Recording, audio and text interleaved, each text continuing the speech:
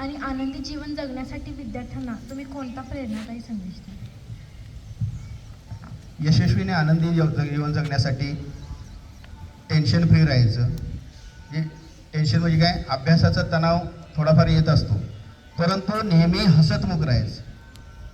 कोणतीही समस्या असेल तर हसतमुखानं सामोरं जायचं.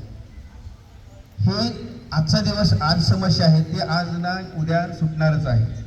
त्या समस्येमध्ये अडकून राहायचं नाही किंवा तीच मोठी जगामध्ये समस्या आहे असं समजून जायचं नाही, म्हणजे आपण आनंदी राहतो. कारण आपल्यापेक्षा मोठ्या समस्या असणारे लोक आपल्या आजूबाजूला असतात, त्यांच्याकडे बघायचं म्हणजे आपली समस्या फार छोटी वाटते. म्हणजे आपली समस्या छोटी करणं हे त्या पाठमागचा फार मोठा उपाय आहे. आणि तसं राहिलात तर निश्चितपणे आनंदी आणि स्वच्छते जगात.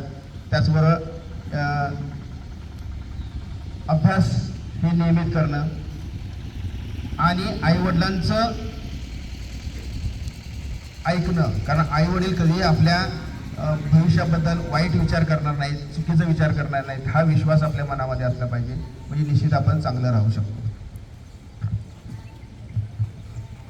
सर, आपल्या व्यस्त वेळापत्रकातून वेळ काढून आम्हाला आपल्या जीवन प्रवासातील अनुभव सांगितल्याबद्दल आपले मनपूर्वक आभार.